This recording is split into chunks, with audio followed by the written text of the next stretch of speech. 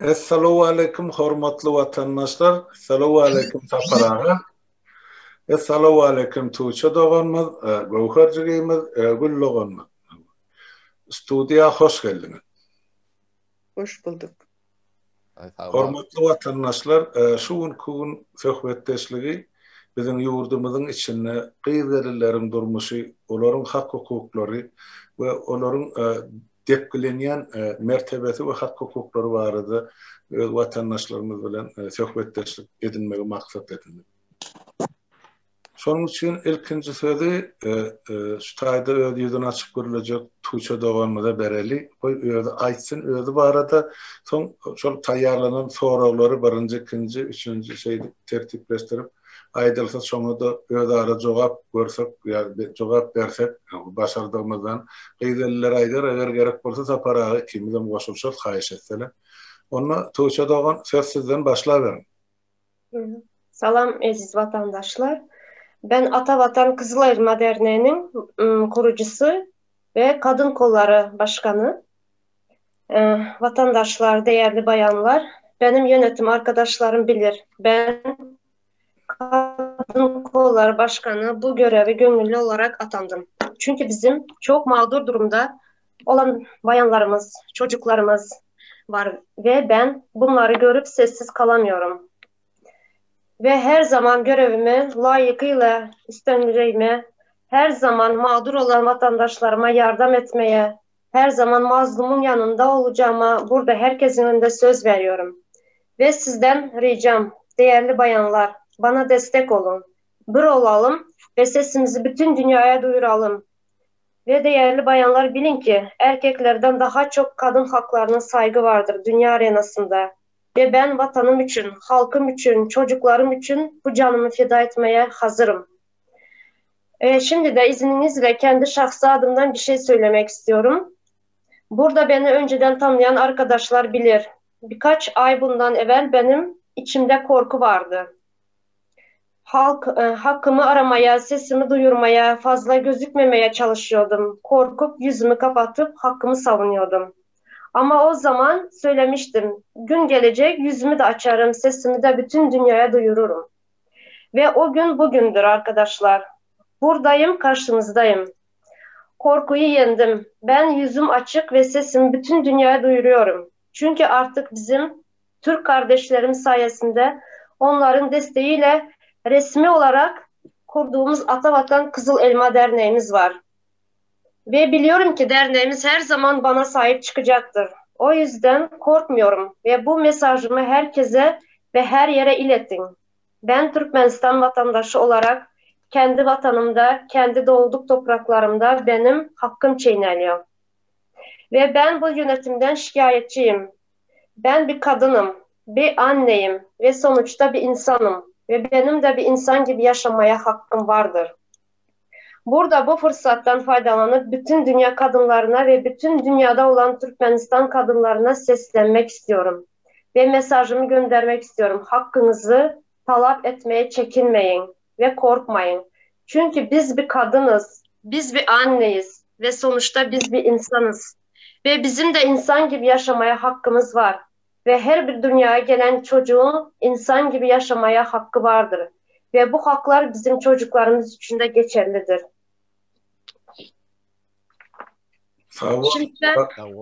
Şimdi de sorularıma geçmek istiyorum. Vatandaşlar. Birinci sorum. Türkmenistan'da zenanların üstüne düşen hak hukukları. Buyurun. Bu soruga kim cevap berebilecek? Şu soru vardı, kim näme aýdyp bilecek? Belki Güllogan sizden başlar. Böyle. Türkmenistan'daki ayal kızların hiçbir hak hukuku yok. Hatta bizde Türkmenistan'da erkekler ile ayallar eğine verip hem mezatı bile bir merdivende koymaklarının gereğine ayalları hem işe kimsi diyorlar. Sebep hak hukuk diyen zat yok. Ayal kızlar mesela bunu kayta ayda oturmanın nämesi yok. Her kimen bilýär. Bir wagtlar türkmenler ayal kızlarını daşarı yurda çıkarıp kulçulukta işlediyemdiler. Yok, işleden oklar. İkinciden, ayal kızların nire varsa sözü geçen o. Misal için maşin sürüp yören ayallar näçe gezek Zavastokka ettiler, bardılar, şu Aşgabat'ta ettiler, Türkmenabat'ta. Özümem gittim, şu gayda bana dediler, gelneçe bize yukarıdan näme var dedi. Prikaz var dedi. Biz size şu pravanızı näme edip bilemiz ok dedi. Çalışırıp bilemiz ok dedi. Berden çalışırıp bilemiz ok dedi. Ondan sonra hazır nire barsan gepin kıskası ayal kızların hiçbir hak hukuku yok. Bir vaktlar ayal kızlar bizim Türkmenlerde ayal kızlar bizim namusumuzdu. Ayal kızlar bizim her zadımızdı. Enelerdi, mamalardı. Onlar geleceki gelinlerdi. Çağa doğurup çağlarına terbiye veren ilk ön şu çağları terbiye verecek şu ayal kızlara düşüyor. Öğün içine sebep erkekler ertir gidiyor, akşam gele. Öğün içini saklamak, çağları ulaltmak, onları terbiye vermek birinci şu enelere düşmeldi. Yöne şu mahal şu zatlar yok işte. Sebep çağalar öz başına özleri ulalıyorlar. Eneler daşarı yurtta olsa, çağalar anırda, çağalar daşarı yurtta olsa, eneler anırda. Ya çağalar işlep enelere pul koy vermeli, ya eneler işlep çağalara koy vermeli. Şonun alır dövür oldu şu mahal. Şon için benim amaçacak zadım yanı aydılıp geçildi bu zatlar. Ayal kızlar korkma. Hak hukukunuzu talap edin. Mira varmalı olsa bir ayala eğer bir zat soralan vaktinde kaptaldan seyredip durma. Misal için bir ayalın iş biten ok mu? 5-6 ayal barın şu hak hukuk dine şu ayal içinde sizin için de geçerli. Aynen. Hayiş sizden hemmeniz şu geleceki çağalarınızı, aktıklarınızı düşünerek, vatanınızı, yurdunuzu düşünerek birazcık hareket etmeniz gerek. İnha aytacak zadım bizim ayal kızlarımız ne için gerek? Ayal kızlarımız öyümüzün törünü bezemek için gerek. Ayal kızlarımız çağa doğurup gelin bolup bir öyün içinde girip çıkıp yören ayal olmalı.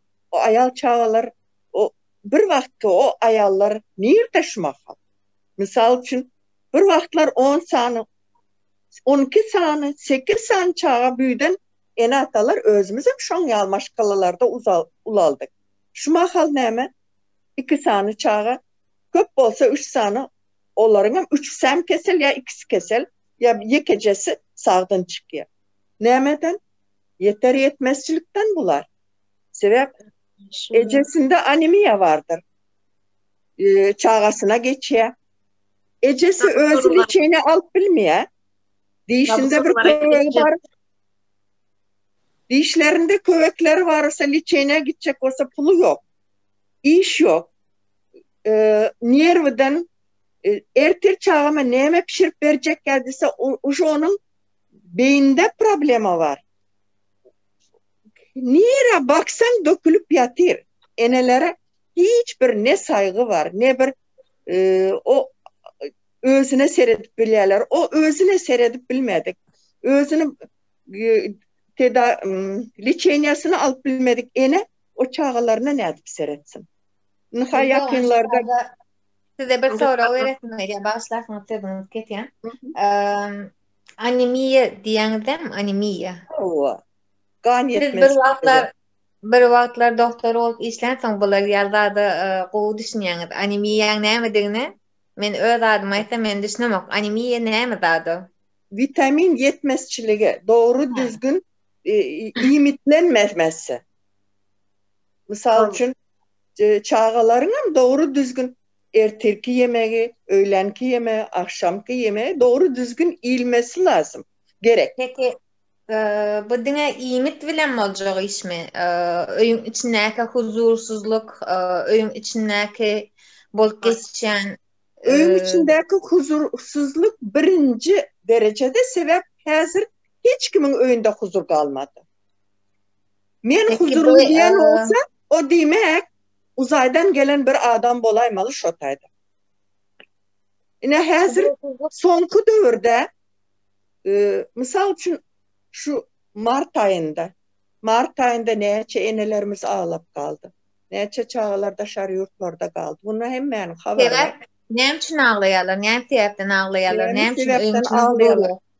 Çağaları işlemene gitti. Şu çağaların içinde 2002 yıl çağı men öz gözüm bilen gördüm. Fabrikada bir toya varyalar, koronavirüs çıktı diyorlar, panika girip kulaklarının içini, gözlerinin içini, ağızlarını çaykap, sahte vodka bilen koronavirüs bize yokmasın deyip nefili günlere düştü şolar. Yine her şoların eceleri ne dirisini görüp bildi çağalarının sonki 4-5 yılın içinde sonra öldü yine kimsesizle mezarında yatır şolar. Pul toplanış bana mezarlarını doğruladı ya haberiniz var. Şu enatalar böyle ağlaşıyor. Şu çağaların hükümet yok. Gaytam biz bir aramızda gürleşik geçirdik.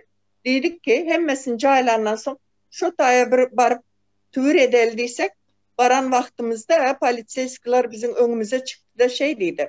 Sizin konsolosluğunuzdan haber geldi. Şu yerde toplanıp yine bizim deptesurumuzu etçak bolmasınlar. 4-5 tanesi bir gelsem şolara ayrın diye ayttı. Bu sizin adamlarınız ayttı. Şunun için biz berde duruz dedi. Böyle kaptaldan durup tüvürümüzü okadık kayttık. Bunların ne ölüsüne ne dirisine silah var. Oo. Sonra oğle çarıyımla geldi salamlaşalım. Oğle çarıyımla salam. Salam emmağıdı. Salam öyle çarıyım. Ve aleyküm selam. Oğle çarını yancan edip alıvermedim ben size. Sağlık korunçuluk mu yaşım edelim? Şükür bolcam. Şu mahal birinci meselemiz sinden ilkinci bol. Şu mahal gülloğanımız çıkış edip aydı bu otur. O neyameden emele geliyor kıyınçılıklar. Ne sizden boşuluşuların hani Gövher cıgımsız aytacak mı ya? Öyle çağrını bıradın edecek mi ya? Öyle çağrına söz verin. Ben tezeden okuyayım mı? Soru. Yok gerek gel. Aydınlığı biliyorlar mesela. Men Olga Çarim'le sonrasını eyleyen. Haşa tayda Türkmenistan'ın konsolosluğundan haber vardır. Polisiya iş yerlerine. Neyem için şu tayda yığınaldırmalı demişsin şu madarın daşına kurasına. Ve hiç iyilik. O ne sebepten beydiyeler? Şu tayda uyuştular, tövür kaldırsalar. Bir cinayet midir? Bu ne için beydiyeler? Neyme de? Benim fikrimce şu hükümet bunlara buyruk veriyor. Her oturan şahalarını, mesela Türk'te oturan var şahası, Angliya'da oturan var, Avrupa'da oturanlar var, Rusya'da oturan var. Şunun hemmesine buyruk veriyor. O Türkmenlerin hemmesine gözetini saklan, boluksuzluk edilmesin, eyle böyle edilmesin deyip, onun bunlar qaş verecek bolup göz çıkarıyorlar da. Türkmenin depte suru Atavadan gelen depte surularını hiç kim hakkı yok. Şu Türk devleti, Müslüman devleti olan hemmeden bilyenler bir adam ölünne, caylanına yankı insonki insanın visiyeti de ol insonki edilmeli yani edilmeli tüvür ayetler okunmalı ayetler hemmeti yer ve yerine getirilmeli 7 günü bellenliye 40 günü bellenliye adam Müslüman ölünü şu zatları o Türk devleten bilyenler elbette yönü ne içindir bizim Türkmenistan'ın konsolosluğu yani ilçhanın işgärleri şu zatları bilmeyen yal hareket ediyorlar. Bu tayda biri alıp basmalım yok, zat yok, ölün adamın hatiresine bir el garılacak, ya bir mal öldürülecek, ya bir şonun baş taşı koyulacak. Şu zatları ne içindir bilmedik siren olyalar, ödler ne Müslüman ne ol oturanlar. Ne için şu zatları büyüt bolmak bilen birinciden ödlerini maskaralıyalar, ikinciden hem ata-baba gelýän däpde suwlara hiç fiýle hormatynyň ýokdugyny görkezýärler. Bütün dünýä bilýär onu, ol musulman bolsaň şu zatlar ediläýmeli. Näme üçindir biziňkiler başgaça hereket edýärler. Düşünüp bolan okşam edýän hereketlerine. Gaýtam özleri bir ýaly garyp gasara sada halka etdirmelilerle özleri birinci bilen özünün ilçi bolsa özünün adamlary baş olary gol uğratmaly, yollamaly. Näme kömek gerek, kim haçan ýogalypdyr, o näme çykdyjyňyz we mal gerekmi ýa ýene bir zat etmelimi diýip şolar ýaly kömekleri edip bilmeselerem näme diýe arpa buğday nanyň bolmasa buğday södüň ýokmu diýem şolar ýaly bir söz var. Sen eger elinden gelmeýän bolsa senin ayda pasolstwan nemesi ilçihanaň hadynasy boş bolsa sen bir yumşak sözüň bardyr, sen edip bilmeseňem, pul kömegini edip bilmeseňem ýa bir adam kömegini iýber, ýa bolmasa dil kömegini ber. Ýa gaýtysmaly şol gadym söz var. Ýatymdan çykjak bolupdyr. Buğday sözüň bolmasa, buğday nanyň bolmasa buğday sözüň ýokmudyr. Ana meniň ara ulanmany ýöremseň ýatdan çykýar ýuwaş. Şolana şo söz biz oýlap tapmadyk o sözleri. Gadymdan gelýän sözler. Näme üçin şolar ýaldatlar edbilen oklar. Bu oturanlaryň nerden gelip düşdüler? Gökden gelip düşdüm bular. Türkmeniň terbiýesini almadym bular. Türkmenistanda dogulmadym bular. Enes atasy başga milletmi olaň? Näme üçin beýdýärler? Ne de soram var şol. Hawa. Men pikirimçe şolaň näme üçin seýdýänlikleriniň sebäbi halkyň bir ýere gelip agdy bir bolmagynyň gorkýarlar. Şolar ýaly bolup görýär. Sebäbi hawa ullakanlar gorku var. Egerde bu halk omadaryň daşyna üýşüşdeler, omadaryň daşyna üýşmeginden gorkanoklar. Emma bular hemejigi bir ýere gelip we ayaklansalar bu sesi susturup bilmejeklerine gorkýarlar. Şondan gorkýarlar. Bu da men pikirim bilmedim. Halkyň birleşmeginden gorkýarlar, halkyň agdy bir bolmagynyň gorkýarlar we halkyň bire kömek edip başlamagy diýmek bu Türkmenlerde etmeli däl. Bir egerde düşýän bolsa, senem şonu etmeli. Kim zatdan bunu hökümet bize etdirýärmi kan öýdýän. Hökümet etdirýär bize bunu. Hökümetiň işine gelýär biziň agda bolmagymyz, agdy bir bolmagymyzdy hiç ilek etlenok. Bu arada siz näme aýdyp biljek Tapara? Halmurad aga aýtsyn, hökümete ýakyn adam Halmurad aga. Hökümete ýakyn, hökümette sen işledin, men parlamente ýakyn. Bolýa, gyýlar gaty dogry bellep geçdiňizde, Gowher jemledi bolmanysyny bir iki söz goşaýyn. Bizde türkmençilikde barda, bir wenne ýok bolsa erkek kişiler akdy adamyň gowanamçylygy. Ondan şo ýerde adamlar üýüşip aýat okuyar, janaza durulýar, şol jaýlanýança, bu kabr gazylyp oturlýança adamlar oturup özara pikir alýarlar. Bu neresi näme üçin ýok boldy, näme sebäp boldy, doktory kimdi? Gara, şuň durmuşyna derişli hemme zady ýatlanyp geçilýär.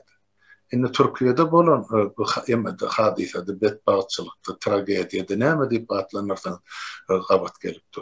O taýda 55 sany bizim bu ýaly ýok boldy. Sebäbini aýtdyňyz. Indi şoň sebäbiniň düýbini iýdarlanmak üçin, pikirlenmek üçin, oýlanmak üçin adamlarda mümkinçilik bar da şo gowanamçylykda üýşenlerinde.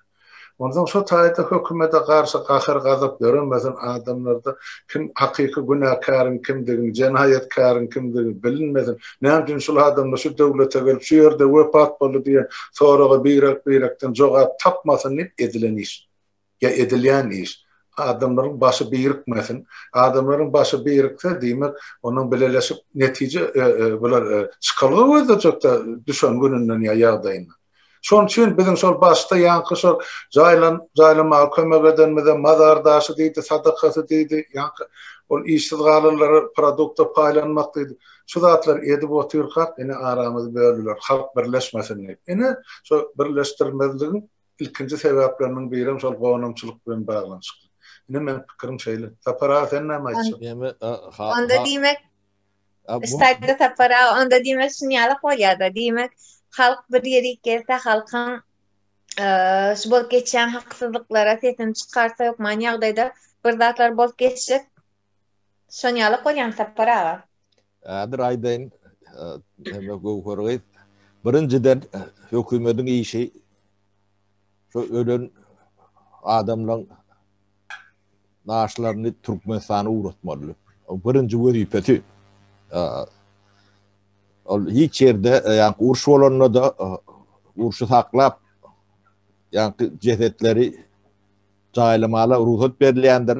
Köp yerlerde öde göğünü ettiyen hükümetler vatanda ekdiyendir. Ne eylek şerten olsa. Doğru. Her bir vatandaşın şeylidir. Dünyada adamdadın kanunudur. Yaka Türkmenistan'ın ya beylekle ben değil, dünyanın kanunudur. Adamdadın cemiyetin kanunudur. Yani ona edip bilmediler. O nedenlerine de yankı köp zatlardan adat bolacaktılar da. Adamların birleşmesine de adına sebep bolacak gel. Şunu eden olsalar. O adamlar normal edilmeli, zat edildi deyip düşünüp arkayın oluyor da adam. Bunu edilmeyen son adamların onun şuraya kahar gazaba münmesi doğal, istesin zatlar o zatlar. Sebebi bunun yani hükümet deyip burada da düşünüyor, devlet deyip düşünüyorsa hükümeti. Birinciden devlet bilen hükümetin arasında ullokan tapavut vardır. Bizim devletimiz bağdır, yani hükümetimiz yoktur dedi. Şoğa düşünün, Türkmenin hükümeti yoktur. Bu Türkmenin hükümetinin yokluğunu suutnaması, bunlar Türkmençiliğini bilenlerdir, deyat desurunu bilenlerdirler, hile hormatını bilenlerdirler, halkı hilemarlığını bilenlerdirler, etmeli borçlarını bilenlerdirler. Şu tayda oturup, nerede otursun, yani dünyanın neresinde oturan pasaportlusu olsun, ilçihanası olsun, konsultusu olsun, şu taydaki adamlar dine bir adama hizmet ediyendirler. Şuna yaranacak olup. Onlar halk bilenim işi yoktur, devlet bilenim işi yoktur. Bir köpüğün peydası yoktur Türkmen halkına. Şu edarelerin birine, 25 yıl metin edip görüne, şolun yeke birine Türkmen devletini, Türkmen halkına yeke saylık peydaları yoktur. Yönü Türkmen halkının hatavına yiyip içip çağvekler nemet böğrüne üstüne de pul vadanıyandırlar. Evet. Hemmeti biri, ikisi, üçü değil. Bağırsı. Ödem ediyen hareketlerim utançtır. Elmide ama bizim Türkmen milletimize utanç getirici hareketler ediyendirler. Yani ne hareketler onlar? Onlar ne hareketler veren 27'sine 150'den uğrak polis iyi verdiler. Şu tayda terakt kuruyorlar. Biz yani Türkmenistan'ın kararsızlık gününü verliyor. Şu tayda adamlar çay su içmeli, nemetmeli. Öyle bu tökmetin özü cezayet. Onun başka bir devletin kurumalarının vaktlarını alıyorlar. Onlar hakiki prestuplik bilen ya da cinayetkarlı işleşmeli vakti normal adamların üstünü veriyorlar. Şu konuda bir zıt aydıp bilemem.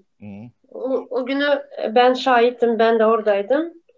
Yani biz bayramımızı kutlamak için geldik ama bizlere hiçbir imkan vermediler bayramımızı kutlamak için.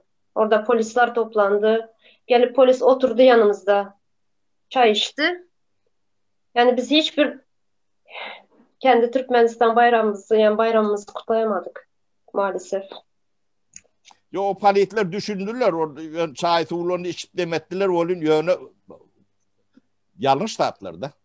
Aynen. Bu tatlar edilmeli değil. Bir vatana, bir yurda, devlete ullokan bir biyavraylık bunun ediyen işi.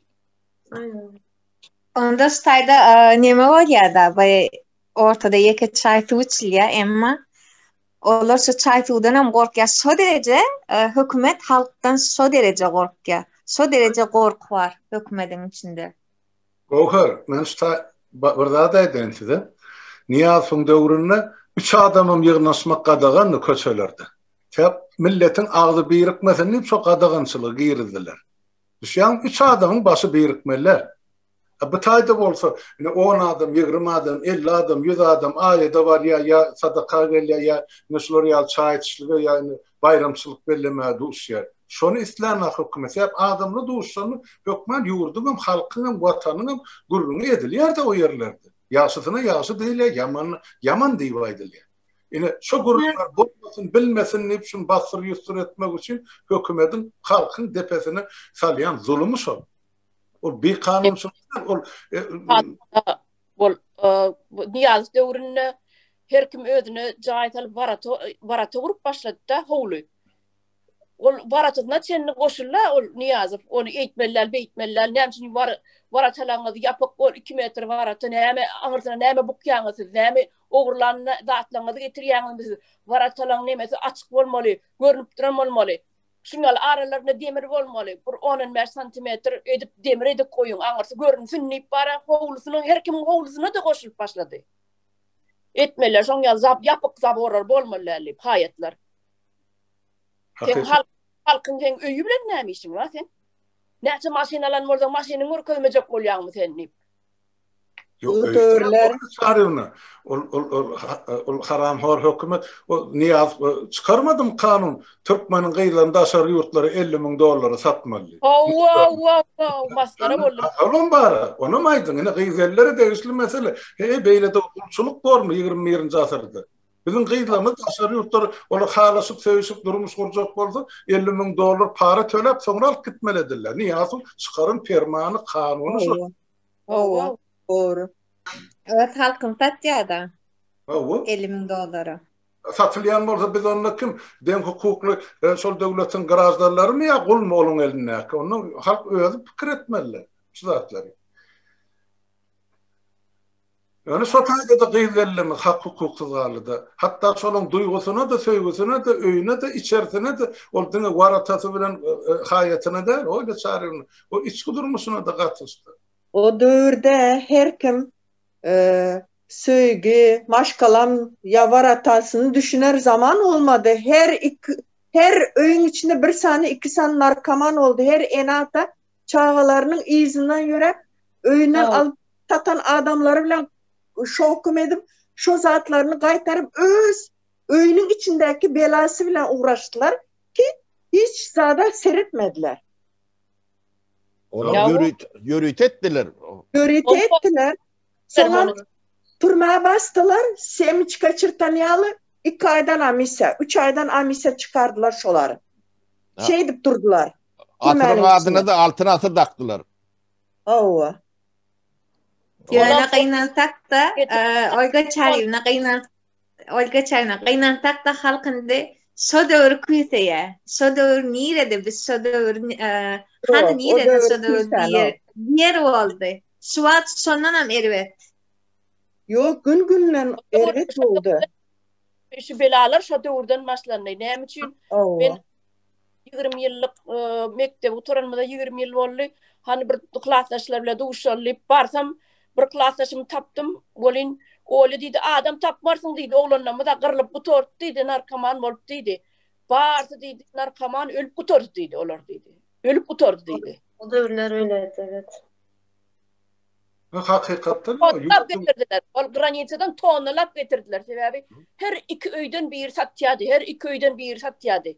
Tamam azıcık normal semya olsa en atası bir dürüstrak yerde işlep çağlarını dürüst vaspitane beren semya olsa bilerek şoların öylerine adam koyup şoň çağasının hükman birisini narkoman etmeye çalıştılar şu dövrde. Özleri karındaşlarına neçsanız öldü. Özümün karındaşlarına neçsanız öldü. Ettiler sonra ayal erkek kalmadı. Ayallarım köpüsü şeyle bolly.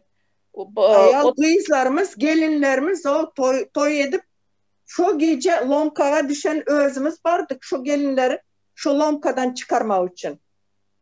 Näme? Yaşacık kız toy edip eğer varan gecesi yaman olan ginekolog çağırdılar. Biz varanda lomka bilen yatırdı o yaşacık gelin. Doğrudur. O son yal dövür oldu şu anda. Yo, o döwürde devletin birinji ýol başçysy şol prezident Saparmurat Niyaz gönü gorkazma berdi polislere. 2 gram 5 gram tirýek üçin adamlara azar bermän diýdi. Gönü ekranda. 2 gram 5 gram tirýek üçin adamlara azar bermän diýdi. Ol dermanlyk diýip ol atababa bizde bar diýip ine şey diýip ine ol atababa bar zat ol ýaşy 70'den 80'den geçen ýaşlylara ol dermanlyk diýip berilen bolmagy mümkin irkide gurulurdy. Ol medisinaň ýagdaýyny gödegine tutdy. Geraýyn berilmeýär. Kaldyra da. Geraýyn bilen ýaşlary gyrdylar, mazar sağlygy bar teredin. Näçe dogmalyk neslin enatalary ýaty şo taýda. O babalar özleri ekiyetler mak diýle oňa şuňaly gül olyp asylyaty, soň su akylyaty o babalar o liçene zat diýip onu kullanýat geraýyn däl o. Geraýyn bilen arasynda näçe tapawdy bar onuň. Mak bilen ýa-da opium. O ýany emma geraýyn bolan opium ol ýam konsentrady o näse 20 näse şondan aldan emma cisim ol adamın durur yerini ele uğradıp taşlaya diýip. Sajyk peredozirovkada emmesi katyp kaldy. Näçe gelsek ine tuvaletin kaptandaky goňşymyň tualetini açyp girenimizde oğluny şo tualette oturan yerinde iňne urup duram şo yerde katyp kalypdyr. Onu açyban bolan ýok, şo duruşuna gömdiler. Açyp bolmaýar o, gatya da. Neme Almurat ben bir epizod aýdyp bereýin. Aýt ýaşyl. O Sopi watan ýan. O Murat berdi. Murat berdi Sopi. O Aşwadyň etegine gäme owasyny kalk. Näçe tapar gahrman, näme o näde bugun iň birinji şo öwüji nemelerinden ýerine dosty. Oyuncak Musaif bilen şol ikisi iň ulu nemesi. Yerde bir saat aýdan. Ola o Niyaz buň ýanyna, Niyaz ýöwýäli. O Sopi oglu var. O wansany tiriyek taşıya. O nemede Murwabyň töwereginde bir ýerde tutýarlar. Ýa maşyn dolu tiriyekden, ýa tuton milisiýan basýarlar. Şu wada içinde türmede otur o. Şo tutulan oğlan, ýa tuton oğlan şonu milisiýa. Leytenant mi, kapitan mi, şonu taklaya yollap. Yani Sopi'nin oğlunu boşa diyorlar, onu basıyorlar. Getiriyen, tutyan. Niyazın töweregindäki şu yallakçılığın biznesi şol. Şimdi döwleti näme getirdiler? Bular ýa-ni hökümet diýilýär, ol hökümet diýeri alak demeleri ýok şol. Ýa-ni durumlary ýok da. Ýagdaýlary şoňa ýeten ok. Bular galtaman dönük näme diýsen gelişip duranda özlerine meňdemeýän adam bolsa, şonlara da ýa-ni döwletiň düşmany näme diýip at berýärler da. Hökümet diýmeli, döwlet diýmeli. Ona terörist diýmeli. Elin ýeke-ýekeden gürläýin kim soraw berýär? İkinci soruya geçelim. Zamanımız sıkıldığı için soru kök. Türkmenistan'da kız gelinlere bolan hormat ve silah. Kim soruya cevap verecek? Sonra düşünmedik. Türkmenistan'da kız gelinlere bolan hormat ve silah. Hiç nähili Silah hormat kalmadı. Kalmadı. Hiç kalmadı. Silah hormat kalmadı gelin kızlara. Näme sen gelinden kıylan yalan. Yalňyş boldy durdy. Maşin binmeler prava berilen ok. Öyle giyecek göyneklerine içki giyeceklerine çelik karışan adamlar olanlar son kız gelinler dine kul olup kaldı bu dövrde. Aydın Olga çayırına.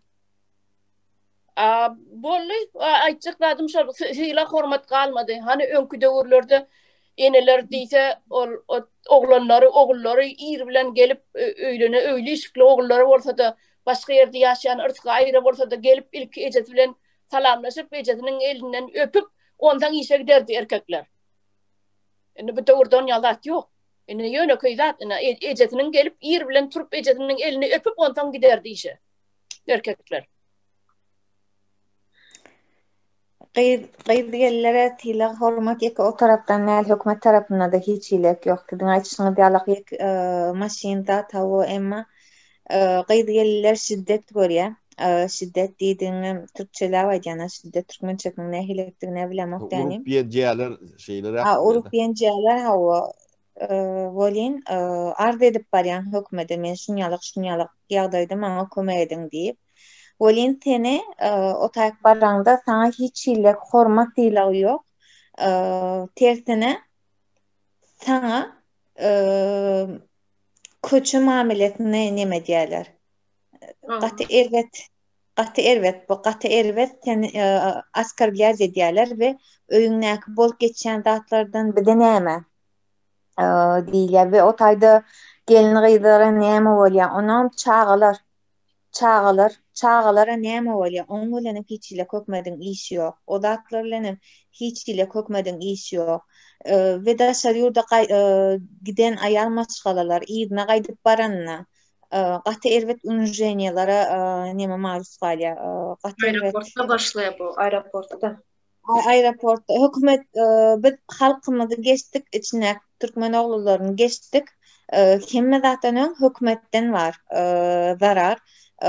Tiýilemazlyk we içeri girenden soňra hiç ilek bun vermeýär hökümet. Barýan komitete çağıryp, isleýän zadyny aýdyp, islete başgaçarak gözülen teredip, isleýän zady ne diýerler? Bu da gaterwet aýal gyzlan bu taýda näme bolýar? Aýal gyzlara hiç ilek hormat diýilegi ýok diýildigi bolýar. We Türkde işläp ýören aýal gyzlarymyz arkasyna goýgaýdan çağalaryny kime goýgaýdy? Enatalaryny goýgaýdy. Enatalar nä derejede eýe çykýar o çağalaryna? Nä derejede eýe çykýar o aktyklaryna? We daýdalaryna goýulgaýdýar. Nä derejede eýe çykylýar? We arkada galýan çağalarym gaty elbet kyn ýagdaýda bulmak. Kyn ýagdaý diýdigim ýeke iýbiçi tarapyndan däl. Haýsy men näde başlam bilemok goý. Terbiye. Ýeke terbiýenem geçdim. Hemme zady geçdim. Onam geçen, hemmejigini geçen. Ene mehre sevgi. Yok, çağların belli bir yaşlarında olarda ergenlik zamanları oluyor. Kızların misal için 10-11 yaşları bir, 16-17 yaşları bir. O dövrde hükman suratda enesi bilen gürleşecek, enesi bilen maslahat edecek zatlar köp oluyor. Maalesef bizim çağalarımız şu mahal eneler berde çağalar ağlayacak vakti omzuna koyup bir kellesini koyar yalı eceleri yok yanında. Mamalar aydışın yalı yaşlılar.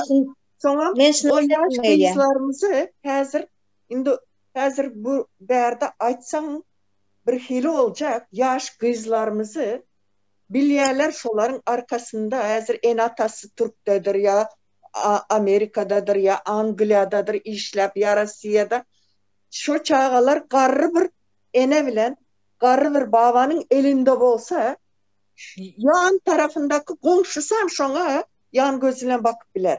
Sebep adamların arasında hiçbir hormat, söýgü diýen zat kalmadı. 69. yılda Amu Derya coştu. Şu Türkmenabat taraftan ta o Nohana gelince Amu Derya coşup geldi Neftebaz'ın üstü bilen. Şu vakti biz ziyadımızda bizi şu Nohana'dan aňry geçirenlerinde şu yerde näçe maşkalanın erkekleri olsa dekabr ayında şu soğukta şu suğa girip bu tarafa geçip gar eneleri babaları arkasına yüklep köprüden atıp şolar özünü hiç düşünmedi. Şoň ýaly birbirine saygısı vardı. Ýöne şu mahalon ýalda şu döwürde vertolyotdan battaniýa näme körpeler produktalar şu diňe atıp durdular nämede halta o wagtlar paket zat ýokdy. Vertolyotdan diňe şu adamlar şu ýerde açlykdan ölmesin diýip. Şu wagtlar kömek etdiler. 28 Nisan'da ne oldu bizde? Kim kömek etti? Hiç kim kömek eden o. Hälihe çellem eden o. Hälihe çellem biz şu öýümüzün üstünde usta başlanandan soň garaşyp bilmeýär her ay nähili aylyk. Hälihe karsız uteriz. özümüz şu işleyen adamlar kışta bir ay işlemedikler var. Öğünden başka yerde işlemeyen yöreler hala üstü açık yatirler. Komşu golamşolara doğru önden bile iş yaşanan son 2 tabak nahar pişirse bir tabakını eşiğine geçirip beren qarı gurularımız var hele. Han dövletiyiz. $10 veren o. Yani kömek etme. Doğru. Son çağalarımız nedir? Bizim kimden terbiye alsın? Çağalarımız kimden terbiye alsın? Özlerini yetiştir otur. Onları yetiştiren muhallimlerin 30 yıl sonki muhallimler. O muhallimlerin diplomanı satın alan muhallimler. Nedir terbiye versin? Yine bir soru var o sorular. Hani aydın neyme soru var? Men en tek sözme tamamlamadım etleteniz ben tamam nemedeyim. Bu gepleşi 2 bölmesek olmaz. Sorular kendi. Böyle öyle gelin. Dinleyicilere de dinlemek ağır düşmesin ne baydılyarda bu zatlar göğercigim çonçun. Ha yo onu düşünen tapara yönü bunu bir saattan anrik geçse dinleyici için görücü için ama ağır bolyarda. Ha o yönü biz bunu gürleşemizde yarım saat edip bölünüp bel tahaf qowur edip öz aramızda gürleşipdik şo tebäple. Ha bolyar olur ýaly bolsa has men o zatlardan haberim yok. Devam ettirberin soruňyzy. Ya aydın açıkladyňyz bolsa goýa.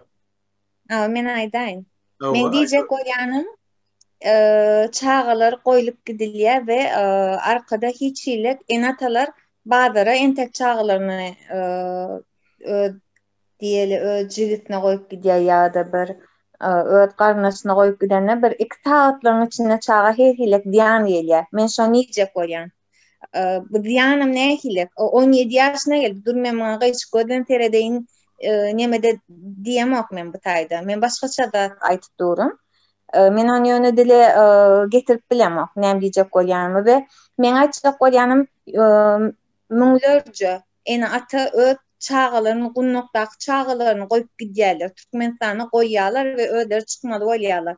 Näme täpden hökümet şolara çağalaryny şo taýda goýup gitmäge mejbur näme diýär. We arkada goýulyp gaýdylan çağalan başyna nämeler gelip geçýär. O çağalar näme zatlar görýär. Onun bilen hiç hilek hökümetin işi yok. Hiç hilek gıdıklanan yok. Men şo arada aýdatym gelýär. Men ýöne bunu açyk dile getirip bilemok. Bilmedim. Sen doğru aýtdyň da, gepin kıskası bizde hiçbir sistema işlen o. Artın harmanı ýaly her kim özüni düşünüp şu Türkmenistanyň içine oýup ýatyr. Minister olsun, konsulswalar olsun, prezidentin daş töwerek hemmesi ýöne halka dem almana hiç may veren oklar. Halkı şeýle bir basýarlar ki iň soňkuja körpesinin ýastygynyň aşağına goýan 5-10 şaý bolsa şonam goparyp alyp ýatyrlar. Mektepler remont etmelimi? Okuwçylaryň enatasından almaly. Bakçada çağalar bagyna gerekmi? Yeni şey etmeli. Döwletimiz olsa, hökümetimiz olsa yine hemme yerde kakbutu başka yerlerde okullar platny, bizde besplatny. Nerede besplatny? Diňe pul bilen hemme zat. Onu ema Tuğça doğan siz onu indik soruňyza geçin. 3. sorum. Näme sebeple Türkmenistanda çağa doğulur sanı ösmeýär? Ösmez. Çağa näde ösmez? Abla siz doktor olarak. Çağa hazır şu mahal şu gece günde öserem diýip düşünmeye sebep çağa doğacak kızlarımız başka yerlerde işletiyor. Doğru. O kalın karı guru 60-70 yaşından sonra ayallar doğmaz ha. Yeke bir nemerak kalanlaram o dine tamojnun ayalıdır, vayenlilerin ayalıdır, polislerin ayalıdır. Olaram nem bir kisan çağa doğar ondan sonra olaram önde doğan çağısına terbiye vermen 5-10 manat verip o zorlanıp gören simyanı öýünde bakıcı edip sakla otur şu makal. Kolhozlarda şu makal ayallar dünya çağalarını iyidir biçirmek için biraz azıcık gruplurak maşkala olsa varıp gün uzun şonun naharını pişirip uborkasını edip sığırını sağıp süydünden alıyor. Agarodunda işlep kartoşka keşirinden alıyor. Şeydip çağalarını biz platını işlep dün yer için yaşapıyorlar. Hazır dövür sona geldi. Son ne edip çağa doğrusular. Bar ayal kızların orada çağaları bile oturaların erleri dışarı yurtta işlepiyor. Son kimden doğsun olar? Kovadan doğmaz ha. Doğru. Başka çok adınız var mı sonra? Öyle çağırayım mı? Öyle çağırayım mı gitti diyor. Ekrana. Bağlaman. Yok ba. Öyle çağırayım mı? Şu mesela sonra oyuncu açacaklı adınız var mı?